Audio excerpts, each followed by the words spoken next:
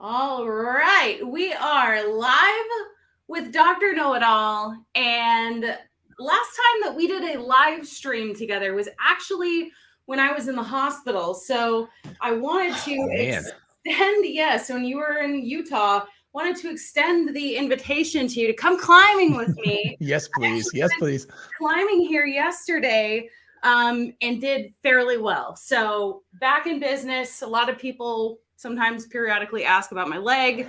As many of you know, I broke my femur. And anyway, it's going really well. I'm climbing again, but that's not why we're talking today. No, but I did appreciate that you tied a figure eight very quickly and Yes. automatically. So that was nice. Yes, So there yes, we go. yes. So you're talking indoor climbing or did you go outdoors? Because it's I got to went be indoor. insanely. Okay, because I was like, it's got to be insanely hot right now. Yes, there, absolutely. Too hot to go outside. Honestly, it's been a bummer. I'm sorry, I'm looking at the wrong camera. It's been a bummer because I really love riding my bike, and in order to do that, you better get up freaking early. So yeah, it's been very hot here, but they have that new Mesa Rim, brand new indoor sport climbing gym with super those tall walls cool. that we all love. So anyway, Cool. if you guys Very nice. Aren't familiar with Dr. Know-It-All, he is also I would say mostly Tesla tuber. Yeah, I guess that's mostly it. AI, Tesla. I Yeah. do talk about SpaceX and stuff. I mean, I'm a huge rocket and astronomy Right. nerd, but Right. it's Right. just, yeah. And we haven't, talked in a while. And the reason that you reached out to me, I'm going to add it to the stream. Ooh, we're going to make things There we interesting go. with I'm going to say something real quick here. Speaking of heat, it's unbearably hot outside and there's a huge thunderstorm just like coming in. So if you hear thunder, ignore it. If the power goes out and I suddenly disappear, it's probably just because the power went out in my house. So anyway, sorry about that if that happens. Well, the power could either go out or you could just be trying to get out of the meeting. We'll never know. See, there we go. I think it shows if it shows like lightning bolts and stuff when I raise my phone. Anyway, if it does, I'll call you back on my phone and then we'll do it super, super low tech. So there we go. Well, here's why you reached out to me. And actually, this is quite interesting to me. So I posted this on X, formerly known as Twitter. I had a question because, I went to Boston for about a week and I came back and I had left my car at maybe 60-70% charge, came back home and it was at 11%. Like, right. Ouch, right? And so this post has almost 1 million impressions in just a few days, which is great for my engagement, awesome. By the way. I know, it's like engagement farming for reals. Yes. Yeah. But it's one of those, a lot of people have Teslas and I'm asking a question to the community. And I think that's what prompted you to reach out to me a few days ago and say, hey, let's do a live stream. So, yeah. So I think number one, I need to be a little bit more, choosy about when I turn on Sentry mode. Because to me, that seems like it was the biggest battery suck for that, time of inactivity. Well, did you leave the car in garaged or was it out in the sun? Oh, no, it was out in the sun. Oh, yeah, that's probably the biggest battery suck then. Right. So there's because, Georgia's not the same as Texas because it's more humid and I think a little less hot, but it ends up working out to be the same thing. So leaving your car like any place that's shaded is a good thing in the summer because if people don't know, there's cabin overheat protection in your Tesla, which is 40 degrees centigrade, which is, what is that, 105, something like that. I don't know. Fahrenheit. Yeah. Anyway, I'm sorry. I do everything in metric, so I can never remember what it is in Fahrenheit. But anyway, when it gets way hotter than that in your car. I mean, it can easily get to 140, 150 inside a car. But the problem is that it's absolutely terrible for all your electronics. So Tesla's got a thing where it kicks the air conditioning in when it gets that hot. And the problem, of course, is that over several days that will suck your battery dry because right. And Sentry mode too. The two of those together will take a lot more. So yeah, I was just shocked. I was like, someone driving my car? Of course not. But it was like surprising because I wanted to make sure I had charge when I came back home. So that was quite interesting. And did you leave it at the Austin airport or did you leave it in my complex? Oh, okay. Yeah. Okay. Yeah, because actually the airport would have been better. I know it would have cost a lot of money to park it there, but it's shaded. Yeah, it's covered. I see. So, yeah. Well, and I think one of the things that I'm learning, and again, I've had a lot of comments recently of like, oh my gosh, she's not saying everything perfectly positive about Tesla. This is crazy, which is also like, a problem. Like, you know, you should just be honest about your experience. And obviously I love the car. I wouldn't be making, you know, very expensive monthly payments if I didn't love Yeah, the car. exactly. By the way, I love Ross's picture there. That's awesome. That Oh, yeah. looks like skiing or climbing or something. Anyway, that's cool. I So think anyway, he is, yes, into the outdoor. And you know, we have a lot of people checking in and saying hi. Bill, nice. always an active participant here. Cool. Barney says, great to see you live again. Zap fan is joining in. So you know, we have a lot of familiar faces. I don't know if they're Super. familiar to you too. Well, if not, come join my channel and check out that stuff. Yes. Yeah, I think you're right though. To get back to the point that you were making is that if you just only say positive things about anything, I mean, Tesla, whatever it is, that's silly because you're not being critical. You're not critical in a nasty, mean way, but like constructively critical. Right. You need to call a spade a spade. If something is messed up and weird, then you need to say that. So, well, and how many times in the past have we seen examples of people, you know, suggesting things to Elon or putting out maybe some constructive feedback and him listening, right? I mean, even when we were both at the recent shareholder meeting and Meet Kevin made the suggestion about a little bit of advertising, and now we have the referral program back in the picture after a pretty long suspension, right? So, you know, I think that it's a good thing if we can report what's really going on and what the user experience is like. And as far as I'm concerned, it's not the ideal user experience because I don't have a garage. I live in an apartment complex, you know, and so those actually make a big difference, but still have the car. And, you know, I'm learning. It's I think like, and you know, we have a garage and everything, but when we got our second Tesla, we'd left one car out in the sun, which isn't great anyway. But when we got the other one, it was like we had to make a commitment to like do something with all the crap that was in the garage. So, that's really nice that Bill doesn't miss a live stream. That's cool. But you know, but you do have to take steps because otherwise you can turn off the overheat protection, but it's not the best idea in the world because all of those electronics, you really want those to last and not go out on you because, you know, the car kind of depends on that. So,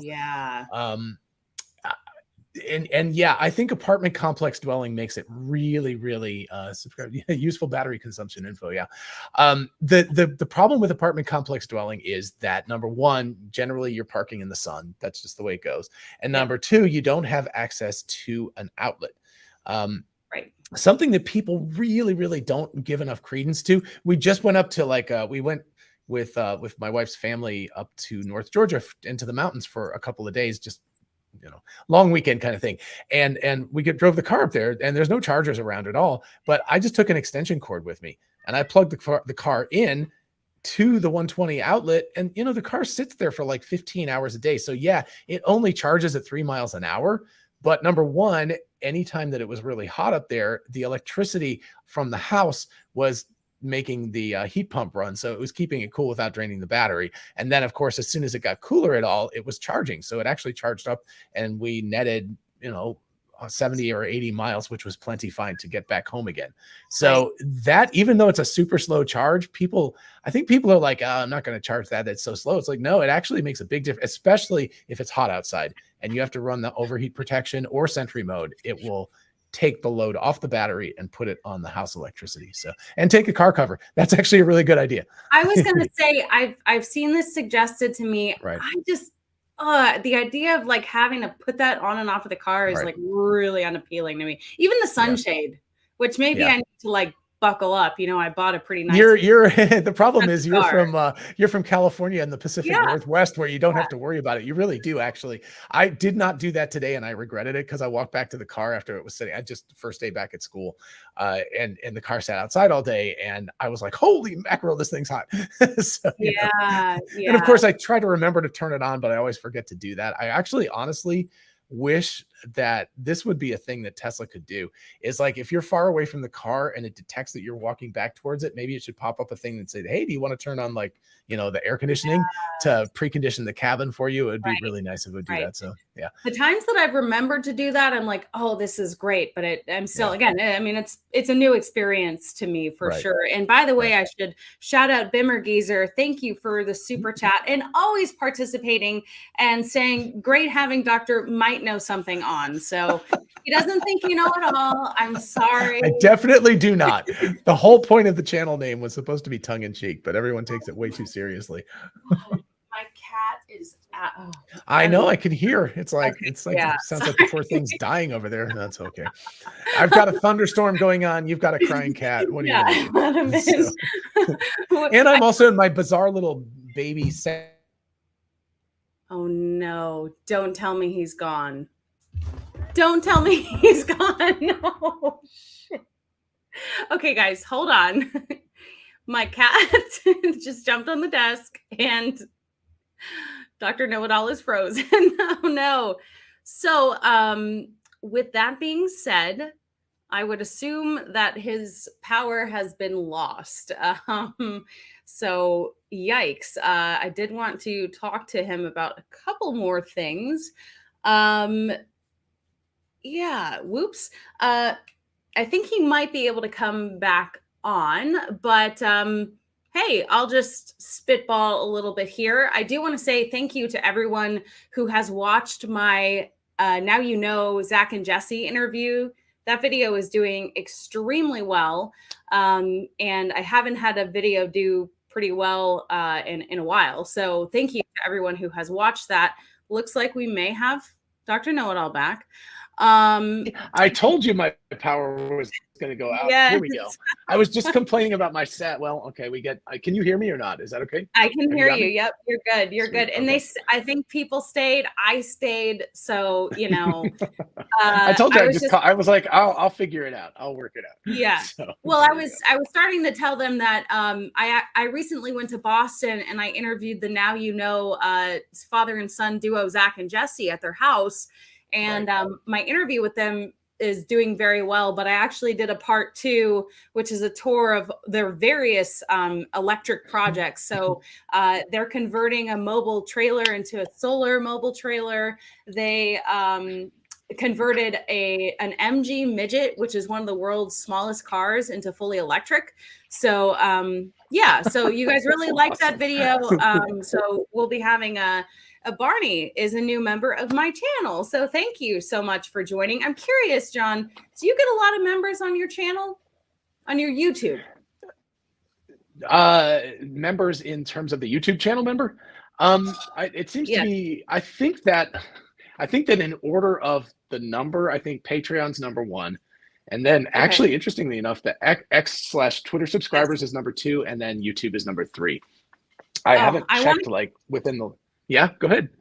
I want to compare offline or at some point what your Twitter subscriptions are, because I find those numbers very interesting. And I don't think that anyone except for maybe Elon has like very high numbers. In fact, I'm suspicious that I might have one of the highest subscriptions on people that subscribe to me on X. Yes, but I'm kind of curious. So mine currently says 92. You have 92 people subscribed to you? Oh. Is that correct? On X. Okay. Oh, well, I appreciate you being open about it. I have almost 300, which is pretty cool. Oh my gosh. Wow. That's awesome. How much do you, just out of curiosity, how much do you charge per month? So unfortunately that rate is locked in. I set it at $3 a month, which is $1 a month less than Elon, which, you know, for Elon, give us that Starship update, please. We really want it, right? So I'm at $3 a month too. So it's apples to apples then. So and I don't believe once you set that, I think I heard that you eventually will be able to change it, but for now it's like it's just sort of stuck with that number. Exactly. So yeah. Well, in the meantime, we appreciate people like Bill Paget, $25 super chat. Thanks for the live stream, Ellie. Well, thank you to Dr. Know-It-All, who's had a very long day. Issues with power right now. We're still making it happen. So I do appreciate it. That's right. I'm going to try here to put myself back in with my other thing. Is that okay? Do you mind? Yeah, absolutely. Or absolutely. Okay. No, all right. It'll look a little better. You'll get me double here for a minute. All right, there we go. Right. Okay. Oh, there you are. Oh, cool. Oh, look at now. Let me exit. I'll exit this one. I'll exit this. Yeah. All right. I removed it. It just looked funny. Bill says your guests are always awesome. Now let me see. Oops. Okay, hold on. So many different things. Now I This need is to reconnect my absolute headphones. chaos. My cat is I know jumping it on is. I knew. Okay, I think I got you, and I think I'm on this, and I think we're good. All right. Sorry about that. That was really lucky for the power to go out, but I also knew that was going to happen just because of the fact that there's a storm going on. So such is life. Okay, we're gonna. See, just show the picture. Just show the kitty, and you're all good. So. All right, fine. I'll try and hold him. He's being really, really unruly. I'm sorry. He's being bad. What's his name? Pinocchio. This one's Pinocchio. Pinocchio. There we go. Well, and I So think what do you do? What do you do for your subscribers? Let me ask you that. That's one thing that I've been having big problems with, is trying to figure out what to do exclusively. right. So I don't post for subscribers every day. Sometimes it's just a video for subscribers. Sometimes it's just a post for subscribers. Sometimes it's Right. kind of like an early release type of deal, like you would have maybe with Patreon. Yeah. And so it's interesting because, well, it's interesting for a lot of reasons, right? X is going to give all of the revenue to content creators. It was previously for the first year. Now it's until they hit $100,000 on the platform, which, mind you, in the lifetime of my YouTube channel, I'm not anywhere close to $100,000, and that's lifetime. So, Yeah. you know, I'm not even. I mean, yeah. So anyway, that is quite a threshold. And so it's interesting, right? Because on Patreon, I have different tiers, and so it's with X, it's like it's a $3 price point, which is pretty low.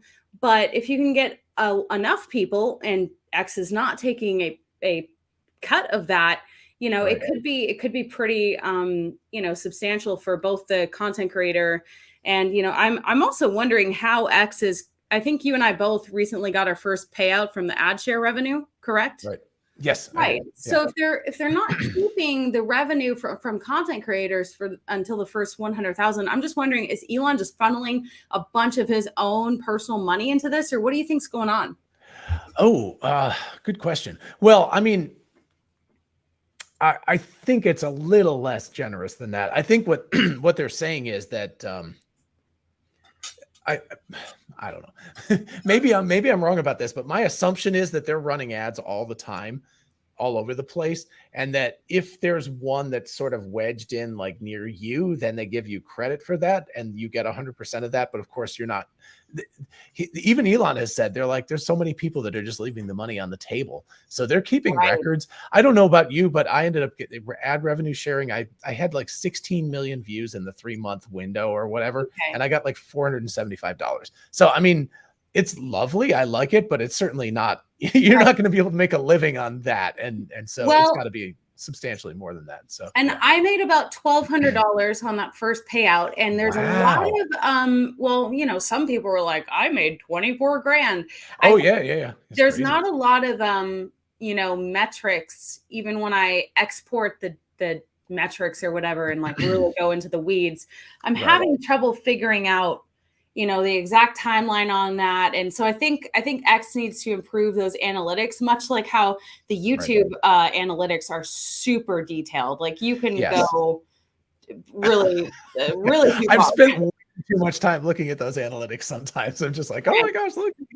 So I think the biggest thing in my mind is what I've been doing a lot, and this was a certain someone who is very, very big in X requested personally that I post videos, full-length videos on X. So of course I did it. Without mentioning his name specifically. I mean, is this someone that we both have in common? Well, actually, and I'm thinking about maybe that picture that you have on your my banner with the little action figure. Yeah. So anyway, that guy. So I was like, well, yeah, duh, of course I'll do that.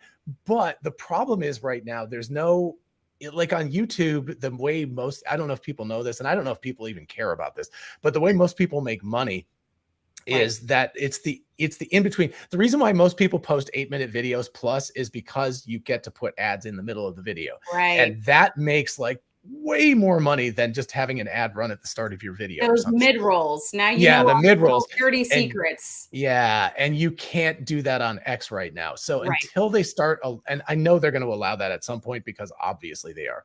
But once they do that, I think the payouts on X are going to go up. But right now, I'm posting full-length videos, and the reward for that is like an order of magnitude less than what I see on YouTube. So it's a lot less money. So, so at this point but it's still such early days.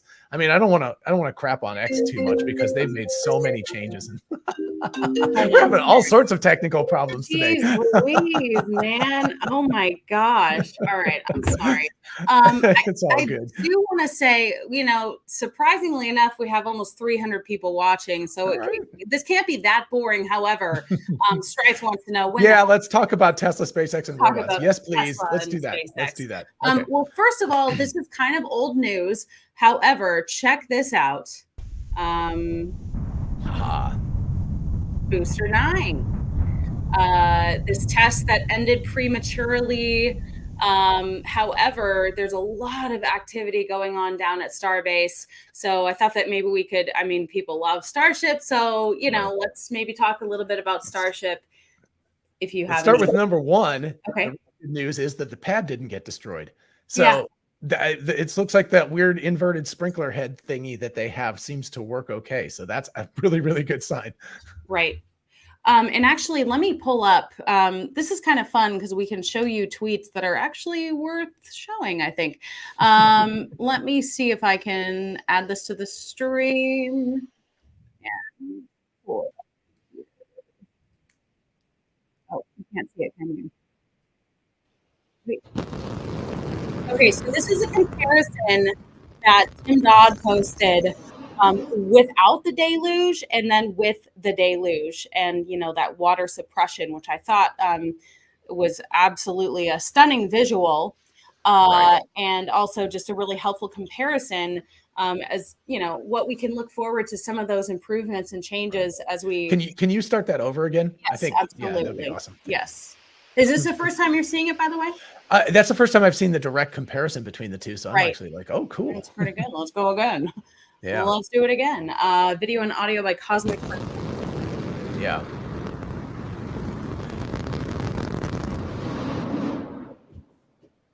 Cool. So yeah, there's an obvious big difference between these two. So yeah. Right. Yeah. Right. So okay, I like this idea from Ross. We need an X space with Elon to explain why 4 Raptor engines aborted prematurely. And we still haven't really had, it's interesting. SpaceX will post these things, but without a lot of context sometimes, right? Okay, we did this today, but we want to know how it went. Was this was this what you planned for? Was this successful? We can kind of visually make assumptions here. Yes. Well, and then I think was it like 2.75 seconds? It was close to that. So it wasn't the full length of the fire that it was supposed, that people assume. Of course, SpaceX never really says. So it's interesting to think about. So the four engines going out, yes, that definitely happened. But I don't know, did SpaceX, they never confirmed that they stopped it short of the goal, right? Or did they actually say that? Okay. Not sure. Yeah. Sorry, I'm trying to read comments and also. Yeah, this is hard. This is why what as Farzad has producer wife. I'm like, I need producer wife. Yes, a producer would be helpful. Angry Astronaut also has a producer. Yeah, Daryl makes a good point. Deluge will prevent blowing concrete out into the bay. So, at this point, man, I really wish that we had an answer for when the next flight will be. It's something that I know you and I both want to plan for and plan around, but it's just at this point, it looks like they're making great improvements, but I don't really know if they're fully ready just from a technical standpoint. And then obviously we have other lawsuits. FAA, EPA, all the acronym places that they have to get approval from. Yeah, that's going to be a deal. I have heard, whatever. I take it with a grain of salt, but I've heard anything from Labor Day up to like Halloween as their but that's a pretty big range. That's like beginning of September all the way to the end of October. But yeah, anyway, that's what I've seen. So, well, Joe Tagmeyer says there is oh, some hey, Joe. speculation. I just did, by the way, if people want to see, I did a video about Joe's drone flyover with the Cybertrucks under the covers today. So Which definitely, yeah. we will definitely, we need to talk about that. Thank you for bringing that up. But Joe Right. is in the chat. So go follow Joe Tagmeyer if you don't already. He is also really a giant part of the reason why I was able to interview the Musk family on the roof of Margaritaville during the first historic Starship launch. So just know that that was a team effort. So, if you want to see more of those insane interviews, support Joe Tagmeyer. But there is some speculation that there was an OLM pneumatic issue that affected the 4 engines starting. So, sounds like you maybe haven't heard about that. But again, it'd be great to hear straight from the source, but we have visuals, and then we kind of and someone also brought up that CSI Starbase, Zach Golden, also my good friend, put out a very deep dive video about this. So if you want to deep dive, go ahead and check that out. Right. And thank you for the super chat from Eric the Dream Giver. Let's go to the moon, hit the like button and share. And also, there you go. Eric actually was at one of the Tesla events, and I got to ride his little cyber quad, right? The little one. Cool. Oh, yeah. I've seen that video. That's awesome. Right before I broke my leg, people were like, did you break it on the cyber quad? No, I just broke it rock climbing. Anyway, but speaking of, man, I mean, I can't even believe I almost forgot to bring up Cybertruck, because that has been all over Twitter. Holy moly. So let's see if I can pull something up here. Just if you look at Joe's posts recently, you'll find them. Well, we saw those, what was it, 9 covered? Right. And one of them looked really weird. It looked like it was deflated or something. Right. So. And people were like, oh, that's a bad parking job. Let me find. Yeah. But I love how people are just all over this stuff. So the question, of course, is with 9 of them and with them covered, where are they going? And so, I was like, well, maybe they're doing different testing, but they also could be sending it to the EPA at this point or something to do, to get the official, like, how many miles and stuff like that with the official testing and crash safety testing, all of that good stuff. So yeah, there we go. Okay. So yes. So Joe asked on Twitter, can anyone help me identify what these vehicles are in? All 9 are covered up, so it's really hard to tell. They are in the outbound transportation lot at Giga Texas, if that helps any. And so, yeah, a little bit for the OCD folks, this is going to be rough to look at. However, and I want to know from you, one of the cool things, Dr. Know-It-All, with me having a Tesla now, is I've been able to essentially sell 3 Teslas. I've made 3 successful Tesla referrals, got the credits deposited into my account, which means free supercharging. I got a Tesla belt buckle, but I also got some Cybertruck raffle entries. And so I'm hoping, like, my, delusional vision is that I'm going to be the person who wins the Cybertruck raffle. There we go. I've got to check my account, because I was actually I was super popular before they stopped the referrals, but I've only got like a couple of them since then. So really, but yeah, weird. I know. And then there's like Whole Mars catalog that's got something like 500,000 credits or some crazy number. It's not that big, but it's a lot. I think they're capping them now, right? I don't know if that's the case. If that's the case, anybody who was going to get it from Omar, just ship it my way or Ellie's way, so we could use them. So the really interesting thing, though, is that there is some, I can't remember, I think it's like 10 Model 3s or Model Ys, and you can get full self-driving, which is crazy. Right. So yeah. So I think I might actually hoard it now that we have 2, because our Model 3 doesn't have full self-driving. So I'm like, and I don't have it either. So maybe I should. Yeah. So people send us. Yeah. we have in the descriptions of our videos. Just use our links. However, for someone who doesn't have access to really anything but superchargers, having that free charging, especially when I go at peak hours, is pretty nice. That road trip was, over $400 just for the charging. That doesn't count all the other stuff. Anyway. Yeah. So actually, do you want to talk about that for a second? Because I think I thought that number was really high, but how many miles was it that you did? Well, it was to California and back. I want to say it was like, 1,200 or so each way. Yeah. Does that sound right? Well, yeah, I think so. Yeah, that's about right. Yeah, I think so. Yeah. Well, I mean, $400 isn't outrageous in that case. It's a lot. That's a lot of miles. Right, exactly. So it wasn't terrible, but I made the mistake of thinking that I was included in the free supercharging for the first 3 months. Oh, And the deal oh, was that you had to order and take delivery within like a 15-day window, which is absurd. Like, oh, that like even their already inventory, you probably, I don't know, it took me right, over a month to get my car. So I made this plan to go to Relativity Space in California, and I was like, right. the trip will be free. Well, it was not free. So have you done this? Whoops. Do you know this screen? Yes.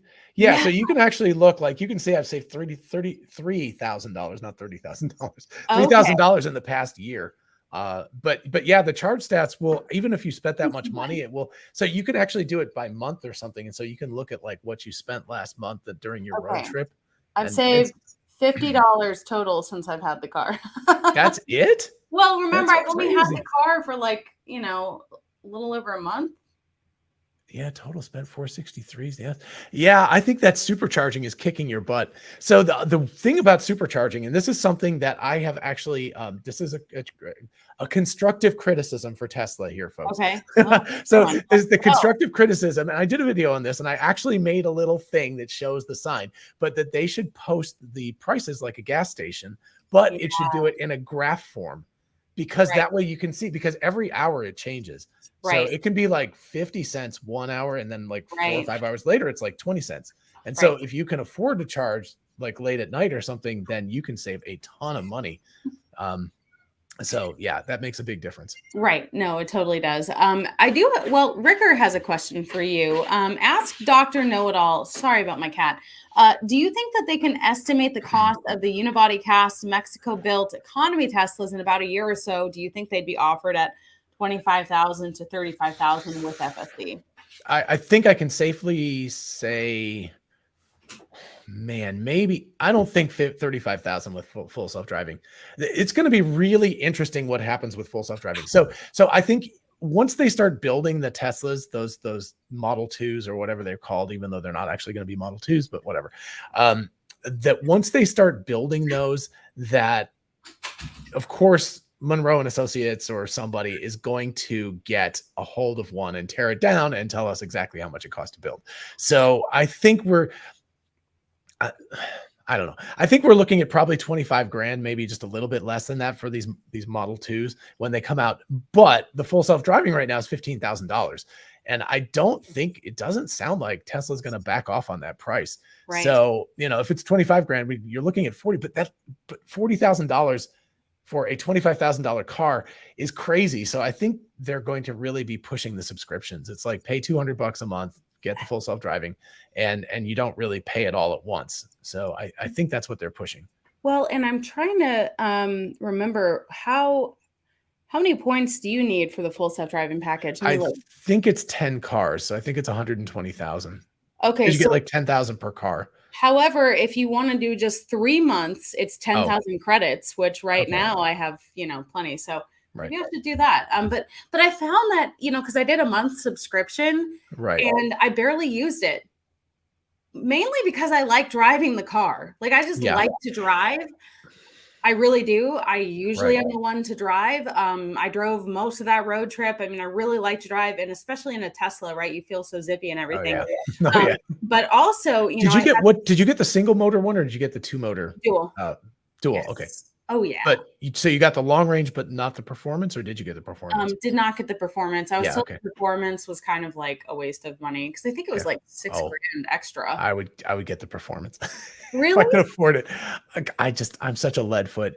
I go through tires like nobody's business, because I'm just always like, phew. So yeah. I had to get some spraying to spray my cat. Okay, well, there we go. I'll vamp while we're waiting here. What is your cat trying to do that you're having to spray him?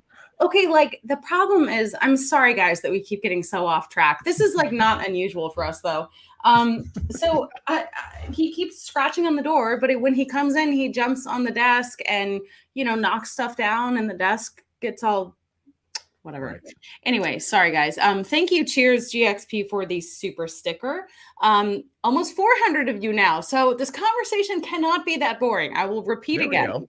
Yes, there we go. Wow. And okay, so let's check this out. Another very generous super chat from Chris. I don't think I'm familiar with you, but thank you for watching. He wants to know, and maybe you'd be better to answer this. What are the chances Highland will be a hatchback like S? Keep pushing forward. You guys are rocking it. I'll be on Farzad's channel soon. Hope to work the rounds in the community. I'm registered as Neuralink for human trials. Well, hello. Let's Hey, Chris. like Congratulations for that. That's pretty cool. I want to know. More. So hatchback. I'm a little confused because the Model S is not a hatchback. Is it more like the Model X or Y? Because the S is a sedan with just a regular trunk. Right. Yeah. So it's like the 3. So the Project Highland Model 3, I don't believe will be a hatchback because I think they're going to keep it a sedan style because the Y, otherwise what would be the point of the Y? Because that's basically, I mean, it's an SUV, but it's the hatchback. I strongly believe that the Model 2, I hate that I have to keep calling it the Model 2. I wish they would just tell us what the hell the name of this thing's going to be. But anyway, the Model 2, whatever that thing is going to be called, is going to be a hatchback, at least one of the varieties, because that's what small cars like to be. You get the most room. Model S is a hatchback? That's what he said. That's weird. I consider that a... Oh, someone else just said Model S is a hatchback, silly. I thought you were Dr. Know-It-All. I've driven in a Model S. I have never owned one. Yeah, now you're searching. Okay, now I got to look it up because now we got to verify. Jeffrey Singleton says hot. Thank you. Oh, he's referring to you. Okay, all right. Oh, well, thank you. See, so in my defense, I have driven a Model S Plaid. I have never actually owned one or opened up the trunk, but now that I look at it, it actually is a hatch. Here's the only verification we need. Joe Tagmeyer. Yes. Okay. Sorry, Joe. I apologize. I always assumed it was a standard trunk, but it is a hatchback. That makes the car even more useful. So I said that I recently tweeted out or posted, that my fantasy car used to be a McLaren when I was younger. And I was like, if I had $2 million, $3 million, I would spend it on other things first. But if I just had all the money in the world, but now it's like, it's crazy that my fantasy car is actually a Model S Plaid. And it's just, number one, very practical. Number two, not that expensive, relatively speaking. And number three, apparently it's a hatchback, which I did not know. So I just looked at the pictures and I see the line where you would actually open it. That's crazy. I didn't know that. All right. Sorry. Well, I don't think that the Model 2 would look like that. I think it'd look more like a standard hatchback though, with a bigger back because it's going to be a smushy car, right? It's going to be a little baby car. Because they're trying to get one, not like the Wuling Mini, but it's going to be a smaller car, which means it's going to need a bigger hatch to be able to store more stuff in it. So that's my speculation. Of course, I don't know anything, but. Well, the super chats just keep rolling in. Here's a question for you. Our Santa Ana supercharger is only 17 cents per kilowatt hour off peak. What is the least in Austin, Atlanta? I'm not sure the number here, but maybe you would know for near you, although you're not quite in Atlanta. No, I'm in Athens, but I can actually look at the supercharger costs right now. But I think anyway, it's 17 cents sounds about right. Now the deal is, of course, I charge at home and it's 4.7 cents overnight. So it costs so little to charge my car up, which is one of the reasons why I end up saving so much money. Like that, it makes all the difference in the world if you can be charging up for less than 5 cents. In fact, actually, at my previous house that I used to live in, it was 1 cent a kilowatt hour overnight. So it was basically 75 cents to charge my car up from dead empty to full. Oh my gosh! So now I just need to get a house, basically. Or if you can, I would look around in your apartment complex. So the 120 outlet, if you got a heavy gauge extension cord, you could plug it in from anything, just a regular wall outlet, normal looking thing. But sometimes on light posts and stuff, they have 240 volt like plugs, and you could talk to your apartment complex and ask them if you could pay them some money for that. And then you can draw power off of that at 240 and you can actually charge up pretty quickly. Well, they do have a charge point on the other side of the complex. So I kind of have one, but I've had a lot of issues with it, including the converter seems to, be detached easily, and I'm not sure. It's not very enjoyable. So, and it is welcome to the world of not having a good time with. Yeah, I did that when I was when my mom was sick and I went to the hospital. There was a charge point at the hospital parking deck, and I charged, and it wasn't that much, and it was $15. And I was like, what? I mean, I charged up like a little bit. It was maybe like, I don't know, 20-25% of the battery, and it was $15. And I was like, damn, I can't afford that. So that's crazy. Well, maybe you know the answer to this question. Thank you for the super chat again. Do you know if there's a way I can hook DC power from a solar panel system to a Tesla without going through inverters? Yeah, that is, I'm sure there is a way to do it, but it's probably a DIY sort of project at this point. This is something that I actually, honestly, I don't think Tesla has it. Somebody correct me if I'm wrong, but I don't believe that Tesla's solar plus Powerwall will give you direct access to the DC, but they should actually really do that. It would be ideal. And I think that that would be a really good thing, because yes, if you don't know, everything in here, this is all AC, but then of course your car is a battery, which is DC, which is direct current. It doesn't have the alternating thing. And so if you're charging, you prefer to have DC, because if your battery is direct current and your charging source is direct current, you don't have to go through transformers twice. So if it's AC, then you have to transform the AC to DC, and you lose a lot of power to heat. So it's annoyingly, it's inefficient, it's slow. DC is much faster. So that would be a really good thing, but I don't, as far as I know, and I don't have Tesla's solar roof, and I don't have their Powerwall. I imagine again that there's a way to do that, but it's got to be a little bit tweaky and difficult.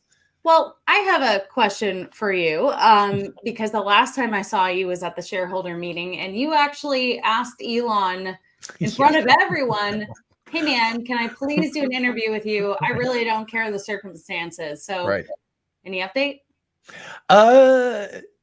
I've inquired a couple of times, and I've not been told no, but I've not been told yes either. So I have to put this in perspective. I mean, the guy, it's just crazy. He's like, I just met with the Prime Minister of Italy last week, and I'm going to meet with so-and-so this week. And all it's like, and he's got to go fight Mark Zuckerberg. I mean, he's got to go, so there's bigger fish to fry than me, for sure. So, Well, and I'm in the same boat of, it's a bucket list interview. I really, really hope I can make it happen, but I don't know. No luck yet. Yes. But Roger wants to know, and I think we're coming up on this being a reality. Best guess on Cybertruck first delivery. When are you going to be back in Austin to be at the unveiling? I'm just going to throw out September 15th. Okay. Why not? September. What's yours? I think for sure September, for sure. I've heard, internally that they're shooting for September. So I don't, based on all the pictures that we're seeing and the amazing drone footage from Joe Tegmeyer, I think it is a reality. And I hope it is September 15th, because I'll be going to Spain at the end of this month. And so don't be September 1st, because I'll be heading back from Spain. But yeah, I'm very, very excited for that. And yeah. Cool. Hopefully. Hopefully. Good. So you're thinking, are you taking the over or the under? Are you going to say later September then, or? I think you're about right. I think mid to late, is, it's going to happen a lot sooner than the next Starship launch. I think, right? I think you're right. I think technologically SpaceX is almost there. I think they could actually be ready to do a launch by mid-September, but I don't think they're going to get regulatory approval anytime soon. There's just too much garbage going on right now, which is a shame, because it would be really nice if they could do that. But so, of course, they could always do a static fire and go, oops, we launched it, we didn't mean to. Right. I feel like you have been taking really deep dives into, well, first of all, AI. I mean, you've just been chat GPTing a lot. And, I have found myself watching more YouTube and other YouTubers, talk about the future with chat GPT and what does this mean for society? And I'm sure, you're a teacher. What does this mean for students? So I guess, do you want to touch on that really quickly? I know that you've been really involved in it much more than I have been, but I think it's relevant. I think I'll do maybe broad picture first and then maybe talk about Tesla specifically, because I think both of those are valid, but they're more like a power converter. Yeah, step up step. Anyway, sorry, I just got distracted by that comment there. I think on the, and this is interesting because I just came from a meeting with other faculty members where I forced everybody to have a meeting about this, because I was like, we have to talk about this, folks. This is, Really? Chat GPT, generative art, all of that kind of stuff is changing the very nature of education. And if you don't talk about it, the students are going to find you irrelevant. So it's ongoing. My personal way of dealing with it this fall is going to be a request for transparency, which is that as students use the tools, I'm going to give them permission to do it, but they have to tell me how they do it. So Show your work. yeah, I mean, yeah, but I mean, not only show your work, but show the other things work too. But I'm going to integrate things because, like, for example, I teach a screenwriting class, and in screenwriting class, a lot of times they do descriptions and all of that kind of stuff of like the whatever. It's like, desert landscape, 1950s, whatever. So I'm going to be like, well, I want you to do some generative art and show me the landscape, like make it happen.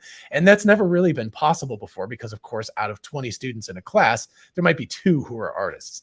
And so it just was impossible to do something like that. But now it's like, yeah, spend a couple hours with Midjourney or something, or probably 5 minutes, and you can find something pretty accurate that looks like what you're imagining. So, do you think so yeah, we're going to use it. Schools will start offering like Midjourney, for example, or like, memberships or for students? That's a really interesting question. I don't foresee that happening in the immediate future, mostly because these companies are so small right now and so startup-y that I don't think they've really even confronted that yet. I think most of the people who are using it are kind of in the student realm. I feel like they're all in their like teens or 20s or maybe early 30s. So it's kind of that younger vibe anyway. And generally speaking, you can find a way to use it for free if you want to. So, right. I think it's unnecessary, but I think eventually, yes. Type output is just another source quoter. Yeah. Will you treat Chat GPT, output as just another source? Will you quote it, reference it with the prompt? I think for more academic papers, I would say that you can use it to assist you. This is just my personal take on this, that you would be allowed to use it to assist you to write things and everything, but you can't just use it as your final output. And number one, because it's going to give you bad references and stuff. So it's so good at creating references that look real, but when you go to check, it's like they're not real. And you're like, really? damn. Yeah. But for creative work, I think some sort of collaboration, and I'm still working it out. I mean, this is all so brand new, but I think from my screenwriting class, like I'm certainly going to have at least an assignment or 2 that's totally Chat GPT based. That'll be like, just fire it off and see what happens. But for their final project, which is usually like a 1 hour, like a 60-page script for their final project, what I'd like to do is have some sort of collaboration, because the goal of the class is always not just to write it, but to iterate on it. And so if they can write it more quickly, they can iterate more time. So instead of 2 revisions, they could do 3 or 4 during the course of the semester. So I think I'm going to have them try to use it that way to like be able to generate stuff faster. And then, of course, fix it, because I've done this myself. Of course, I've experimented with it, and it does really, really well for about 15 or 20 pages, and then it just falls apart. It can't sort of maintain a through line for a long period of time. Right. And so it just is unable to it just goes off down these weird rabbit holes and just decides to do what it does. So I think it's really good right now as an assistant, and to like help me write this scene, which might be 5 pages long. And that would be great. Yes. Have you been using it? Because I really haven't used it for my YouTube channel. I've been tempted to, and I feel like I'm almost like missing out on like help by not using it. But have you? No, I've tried. The problem is that it's so ChatGPT is still limited to 2021, which means it's really useless to discuss anything, because it's like, well, anything interesting's happened more recent than that. Right. But I've tried things like Hey Data. I just tried that last night, heydata.org, I think. And it's this whole LangChain thing. And I've tried other tools. Perplexity.ai is really nice. They're really good for research, but they just are unable to write a good script. And I tend to be much more off the cuff anyway. I don't tend to write my script. I did that for a while and people hated it. So I was like, what am I doing spending hours writing these scripts that people are like, you sound really wooden reading this stuff off. So just talk. So, so I generally tend to have like ideas. I'm like, I want to talk about this, and then I'll write myself some notes. Now, there are times, like especially when I do like a deep dive into AI, speaking to bring this back to Tesla again, when I talk about like Ashok Elaswami's recent CV PR talk and Phil Dwan, they did too, and I really had a good time, but those required a huge amount of effort on my part to like ingest the data or the videos, think about them, type up. That was much more complete because I didn't want to make mistakes. Like I wanted to be as accurate as I could be and to try to explain it. So that took a huge amount of work. And I think that would be something where if I could download the transcript of those talks to something like ChatGPT and then say, help me to digest this, I think that's where it could prove to be useful. So I don't know how you do all of this. I really don't. I just like I'm dropping down from everyday videos down to 2 or 3 times a week now because school's starting back up. So I just won't be able to. I've been in conversation with Corey. Well, let's read the comment. Lynn wants to know what's up with Corey Steuben, previously with Monroe Associates. We had that announcement recently. This is no gossip. Corey posted a video saying that he's gonna part ways, or he has decided to part ways, and he's gonna go and he actually worded it saying that he's not sure what he's gonna do, but I have trouble believing that. I don't know. I do know. So I don't have any inside information, so I'm not hiding anything here. I can just tell you from the outside, it seemed sudden. How's that? It did not seem like there was a big setup for it. But I love them as a team, and I love both of them. I know both of them. I spent a lot of time with them at CES, and they're just such a good yin-yang dynamic. I know. Yeah. So it is. It makes me personally rather sad. But I do know from Corey, he said that the week after he quit was like the busiest week of his life. So apparently things are hopping for him. So I'm sure people are trying to swoop in. I believe that. And another super chat from Bimmer Geezer. Thank you. And he says, please, Ellie, no chat GPT. We want the original Ellie and filtered. Yeah. So you will get my scripting, no deep fakes of me. All me. Because I just don't trust the system enough to make it good enough at this point. Well, I've tried and it just doesn't work. It's not adequate. And when it does do a script, it's so vanilla and bland. It's like, not yet. Maybe a year from now, who knows? Right. But when it gets better, then well, then we'll have like AI Dr. Know-It-All. It'll just be like my little generated me. So well, don't you think that, I guess the idea of intellectual property, or just like you owning the image of yourself, will become, as a internet celebrity or whatever, will become more important as we can. Have you had the weird experience of having people copy you, like on X specifically? There are people who have like my name, like the Dr. Know-It-All thing, with like they put like a underscore or something. Oh yeah, impersonators. Absolutely. Yeah, impersonators. Yeah, absolutely. So it already exists. And they always block me. And then people are like, oh my God, you have this person. And I'm like, you know what? If you look at the account and like you see they only have a few followers and like you're tricked by that.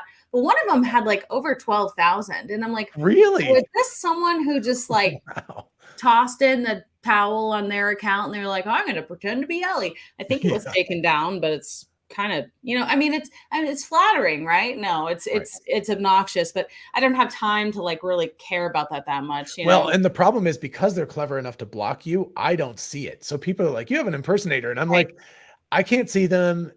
Just report them. I can't do anything else. If they don't have the little blue check mark thingy, I would immediately. I mean, I'm always obviously going to have that. And I'm sure you do too. So obviously, since you have subscribers. So yeah. Well, and circling back to, Elon saying people are leaving money on the table with X, it's absolutely true. A lot of people they refuse to pay that $8 a month. It's about the principle of it. However, they may be a really big account, and they could be making a lot of money, especially with the ad share, revenue payout. And I know one person in particular, I'm not going to name any names, but I'm like, oh my gosh, you're so anti, the Elon and the X thing, but you probably make way more money than me. So. Right. I don't Right. know. I think it's Yeah, even for me, who's just like a little baby thing, it's still like I paid $8 and I made 450, so I netted like 442, $444. It's like, well, right. that's an easy economic decision, duh. Right, right. So, No, yeah, I'm really looking forward to seeing where the future of X is going. right. We had the Tesla Silicon Valley announce that they're going to have, instead of a Tesla takeover next July, they're going to make it an X takeover. So they're going to be focused on not just Tesla, but also SpaceX. You know, they're hoping to have some special guests outside of just Cool. Tesla. So, you know, and I did put it in the title. I don't know if you've been following much Optimus news or developments lately, but that also will change our landscape dramatically, Oh, yeah. right? Yeah. This is all so let's get back. Like we can talk about full self-driving with this too. I think because I think that there's been a little bit of a kind of a slump in what we've seen from Optimus recently. You know, we had like a couple of videos with like the 5 of them, and then the latest news is there's like Yeah, somewhere between 5 and 10 completed ones. There's also like Optimus shells that are appearing in places. Like there's one in Michigan, one in Austin, right. one in California, someplace. There's none in Georgia, unfortunately, but those are just like the body. But Scott Walter, who I know you know, he says that he's pretty convinced, and he's convinced me too, that what they're doing is they're experimenting with building these things, like stamping out the parts and all this stuff. And so these are like just, you know, they do trial runs and then they're like, well, we'll just slap it together and send it to a mall someplace. It's like advertising. So Awesome. so that it seems like that would be a reasonable thing to do. And I know that they've talked about having their own in-house actuators, which are the actual motors that drive all the pieces, by I think November. So Scott is speculating that there's going to be AI day number 3 sometime in November before Thanksgiving, which seems reasonable to me. But I don't know.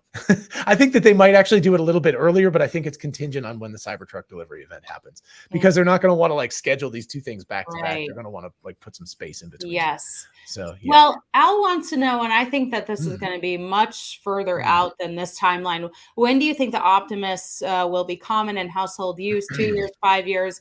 Aren't we kind of in agreement that Tesla is not going to be just selling these to direct consumers for a while? Or do you think so? It's so hard to know what their strategy with this is, because eventually it's going to make so much money that it's going to be ridiculous. But I think that it seems like the most economically, and also what would it be, from like a legal standpoint, that the best idea would be to lease these things. Yes. To not sell them, because like cars are a different thing, and Tesla was in a very different condition as a company back when it was, you know, creating cars. But that they don't really want a robot in people's houses without the ability to take it back. Like if something goes really wonky with it, so that they're going to want to have control over it. They're going to want to be able to remotely shut it down and things. They don't want an army of Terminators. I don't know if you've seen the back of it, but there's a giant red button on the back of the neck now. Like, no, yeah. So if you walk up behind it and you're like, hey, Optimus, and you like pat it on the back, it'll turn off. So it's a big giant kill switch. Yeah. So I'm thinking from like a league. Pardon me. How new is that? I don't know. It's on the test models that are out. The ones that, like I said, are sitting in showrooms that aren't real. Right. Well, and someone said there's actually one in Dallas. So maybe I visit to Dallas. I never. You should go there. There's none in Atlanta as far as I know, which is a bummer. Otherwise I'd go. But yeah. Okay, road trip. Yeah, there you go. It's not going to move, but it's still going to be pretty cool to see. Well, that's interesting. Yeah. Okay.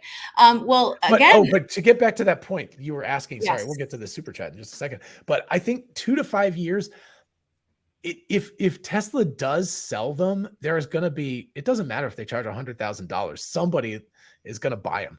They're going to be like, yeah, heck, I mean, there are people who buy $1 million sports cars. So why wouldn't they buy a $100,000 robot? Just even if it's just like a statue and it just kind of goes like this, somebody's going to buy it. So people would buy it. I don't know about being common in households for the next several years, but maybe by 5 years, they might be common by then. We could see.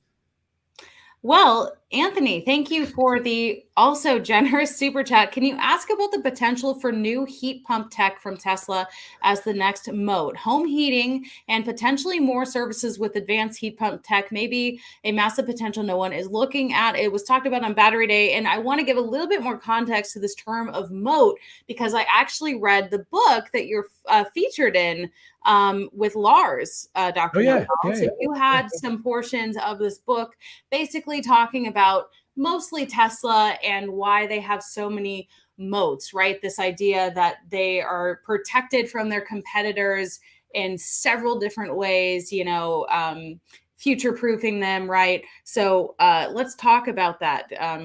Any insights on that? So yeah, interestingly enough, so if people don't know, a heat pump can actually be more than 100% efficient, which is super cool. Like a traditional heater, like a gas heater in somebody's basement or something, that burns natural gas, and then there's a fan that blows that heat into the house to heat things up. That can never be even 100% efficient because you can never get all of the energy out of the gas that's burning into your house.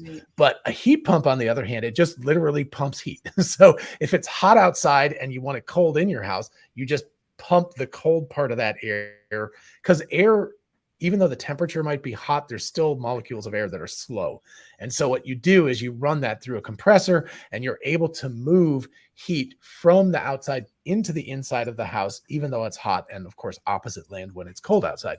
So heat pumps are like, they can be more than 100% efficient, which is super cool, which is why Tesla, if you think about heating up your car, if you use gasoline engines, have the big advantage in this case because they generate heat, because the engine's just hot because it's burning gas. And so you siphon that off and you put it in the car and you heat your car up. But for a Tesla, you'd have to use a resistive heater, which is what the old Model S's, Model X's, etc. They used resistive heaters, but now they use heat pumps so they could, there we go. Lots and lots of moats in that book. Lots of moats. And there is a chapter about that. Yeah. Yeah. And so heat pumps are just amazing technology. I've got 2 of them sitting outside right now working hard because it's warm outside, and it keeps the house nice and cool. So so the deal is, though, that Tesla has designed tiny heat pumps. So heat pumps have been around for a long time. I mean, there's like, if you live in the South, and I'm sure your apartment complex has heat pumps, that's what you use. So you have these boxes, and the fans go and all that stuff. But Tesla managed to miniaturize it in a tiny little space like this big. And so the deal would be that what they could do would be to generate probably something along the lines of like a mini split. And that's like a heat pump. Mini splits are like small heat pumps. So like I have like one that's like a whole upstairs and a whole downstairs. So it's huge.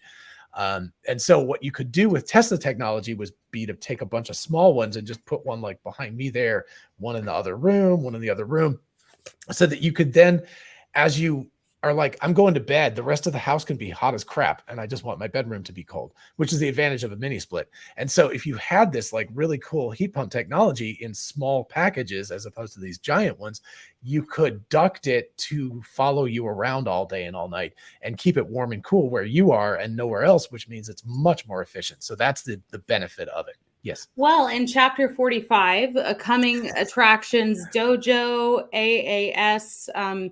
What I know, SaaS is software as a service. What is AAS? Autonomy as a service. Autonomy as a service. Yeah. Used cars, HVAC, and VTOL. So they talk about the HVAC in this book. And I think if I'm remembering correctly, yeah, Elon Musk has teased more than a few times that an HVAC, heating, ventilation, air conditioning system might be coming in 2023. So obviously this is a little outdated. Offering a home heating, air conditioning, water heater, air filtration system using a sophisticated heat pump approach has been on the table ever since the company invented the octo valve to move air and fluids around the cars. The concept is cool, but yeah, we don't, I think, yeah. So Elon Musk did reply to a tweet saying that it will happen. Elon Musk quote said, "We will make super efficient home HVAC with HEPA filters one day." So maybe it's something that he's working on in the background. We don't know. I think the problem for Tesla has always been the problem for Tesla, which is they just have so many irons in the fire. Honestly, if I were a company like, Carrier or whoever, if I was like one of those companies, I would have been in talks with Elon ages ago and says, can we please license this technology Right.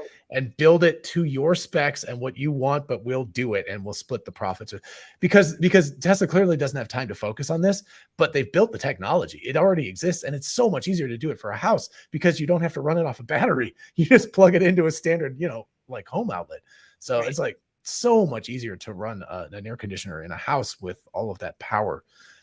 So I don't know why somebody hasn't done that. Tesla maybe eventually will get around to it, but Well, yeah, thanks for the question, Anthony. I think that was a really good great question. question It's a really and good question. something Yeah. that, yeah, maybe I should make a video about. Hmm. Well, actually, that was one of the pieces of feedback that I got, right? So we're over an hour right now into this Right. live stream. And one of the pieces of feedback is, hey, Ellie, I don't always want to watch 1 to 2 hours of commentary. Can you maybe splice out segments and make a video? So that would be a great subject right there, because not everyone, we got Right. 430 people watching right now, but that's Right. not my whole channel. Right. Which, by the way, today, I think it was today or yesterday, I surpassed 73,000 subscribers All right. on YouTube. Nice. So very happy about that. We're getting closer to getting that plaque. I know. That's my like little dream goal. I'm like a ways behind you. I think I'm like 64 something, but it's but you're creeping fast, man. yeah, we'll You're get there. Yeah, we'll get there. We will. We And definitely will. Lars, I don't know if you know Lars from Best in Tesla, but he just hit 90,000. So that's awesome. He's doing Wow. great. Yeah. Wow. So making Yeah, progress. it's all, but one thing, and sorry to talk about X and YouTube again, but I think you and I have both commented recently that it seems like more, I don't know, a lot of people are on X right now. I mean, obviously we're on YouTube right now, although I am streaming this on my X platform as well and on Facebook, but it seems like a lot of the focus and time spent on an app is not so much on YouTube. I could be wrong. Right. I do know that, other content creators, their revenue is down. I thought it was just me. It's kind of across the board. And like, we're talking like 40% down. Right. Yeah. So I will put in context that I made a deal with myself to do 100 videos in 100 days this summer while I was unemployed because I didn't have my, like teaching job. And I did. I succeeded. But I worked my butt off and I did make a reasonable amount of money, but it wasn't like, if you look back at like how many views I had last year versus how much I made, it's like the levels have just gone all wonky. So yeah, I think currently right now, X is not making enough money to be the primary platform for me, but I think that they're working on that. And it's quite honestly just the place I'm most excited to be. It's more fun to be there.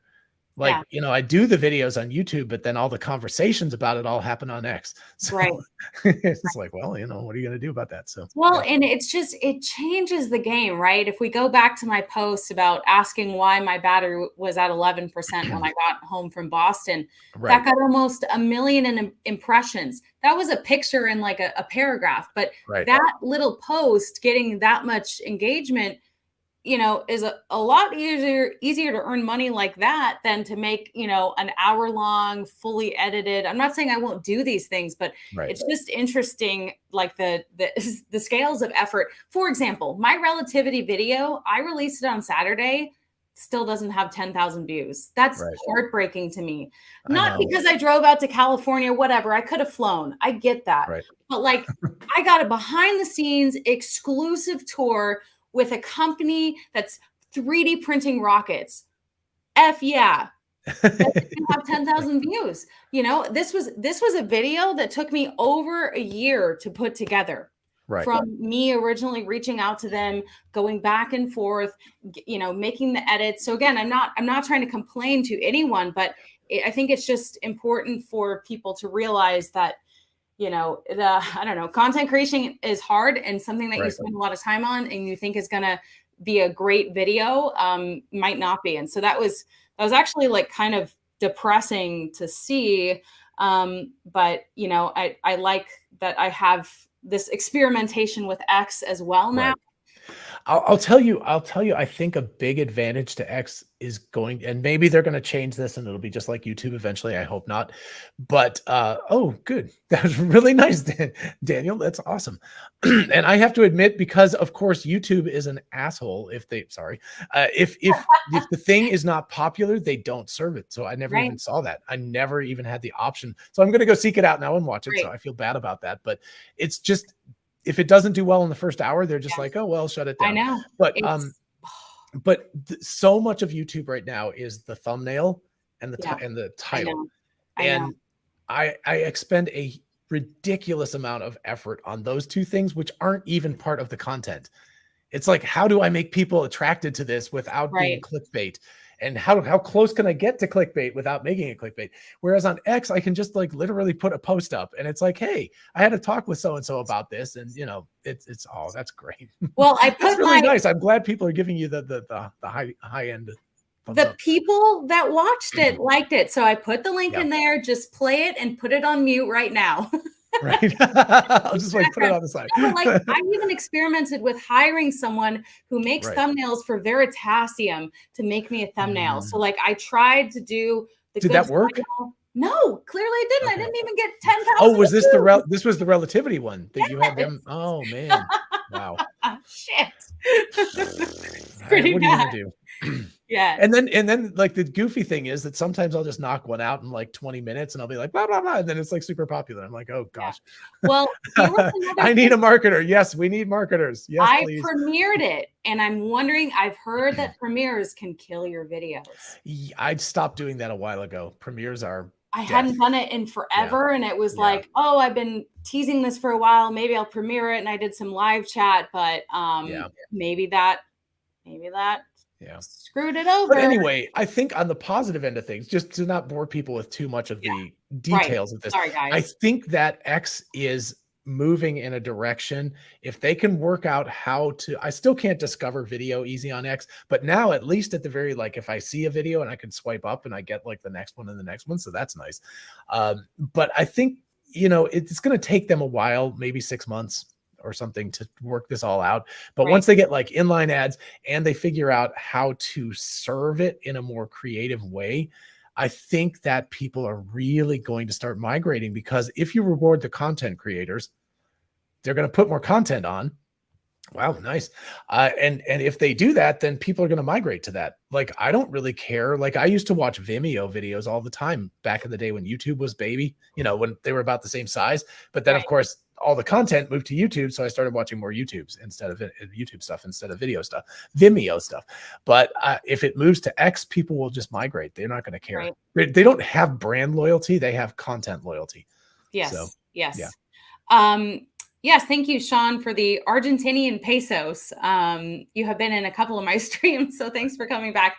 And you know what, Dr. Know-It-All, we have been going over an hour. I know that you've had a much longer day of work than I have. So are there any final thoughts? I know we've kind of talked about a lot of things, but is there anything that you're particularly excited about right now? Wow, my forearms are sore from climbing. Holy crap. Oh, it's the first time in a while, huh? Oh, yeah, that'll do it. I actually went and I did a half hike, half run up Mount Yona, which is about 1,400 feet vertical. So anyway, I did it as fast as I could and my butt hurt the next day. I was like, oh, I haven't done that in a while. So yeah. Anyway, I think that it's going to be a really exciting fall, honestly. I think we could see a SpaceX launch before the end of the year, although who knows with all the regulatory approvals. I think we're almost definitely going to have Cybertruck delivery event is going to happen. We're almost definitely going to have AI Day number 3. And we're going to have the Project Highland Model 3 is going to come out. And maybe we'll find out more about Project Juniper Model Y, which is going to be the next generation of that. So there's a lot of stuff. Fun chats. Cool. Thank you. I don't know if this is just a good time of day to stream. And now that I have you guys, it seems like a lot of you, we have over 400 people. And, you know, I did a couple of streams recently with Harvard astrophysicist Jonathan McDowell, and they barely pulled in 200. So I'm thinking this might be a good time, or people just really love you. Oh, there we go. Yeah, that's what it is. No, I actually liked your conversation with John. That was really good stuff. Okay, good. Good. He's fascinating. I learn a lot. And the other thing I will say about having it be a busy fall, I have my zero G flight finally that was postponed October. And then I'm also going to Vegas for the Ascend Space Conference. So I'm getting hired by them essentially to help them kind of report on it. So a lot of crazy stuff. And I'm going to Spain in like, I don't know, a week and a half. So I should probably like. Is that just like a vacation or something? Or is that for? I'm going to Ibiza. I know I'm saying it not properly. It's like Ibiza. And yes, I'm going with my boyfriend, and I'm very looking forward to that. Well, maybe you don't know how I feel about flying. I can get a little bit nervous when it's turbulent. So I haven't been out of the country since I was like 11. So oh my gosh, that'll be so exciting then. Cool. Yeah. Speaking of going out of the country, if anybody is in the Vancouver area, I'm going to be at Fully Charged Live September 7th, 8th, 9th, something like that. Oh wow. So yeah, so please do come say hi. I'm doing a panel on the EV graveyard of companies Lucid who are not going to make it. Seriously? Yeah, that's the title of the panel. So wow. Yeah. So there we go. So anyway, if you're in the area, definitely, and if you want, you can just DM me and I can give you the code, but I'm sure I posted it. I'll post it again on Twitter, like what the code is, so you can get a discount for your tickets. Oh man, maybe I should go there because I don't think I have anything those days. You should definitely go. It's in Canada? Yeah, it's in Vancouver. I've never been to Vancouver, so I'm super excited to go.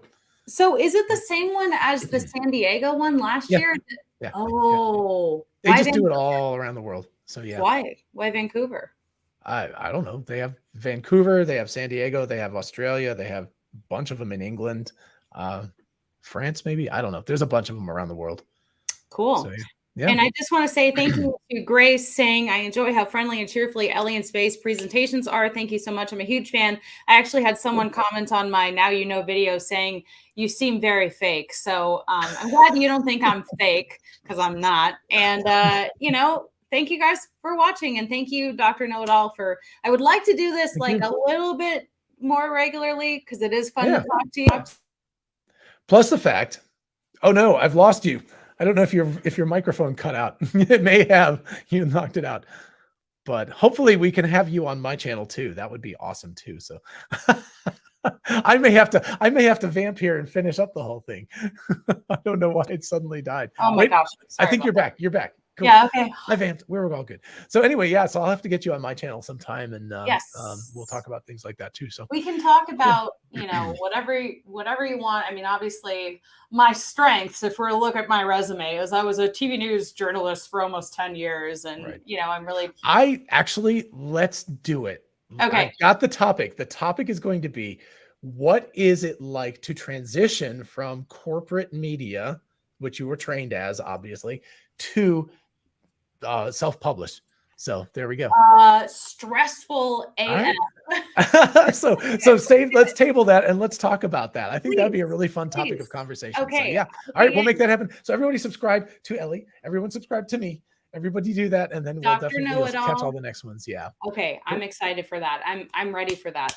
I'm ready. Yeah, that'll be fun. All right. Awesome. Well, thank you guys. I'm going to end the broadcast, and we will see you soon. Bye-bye.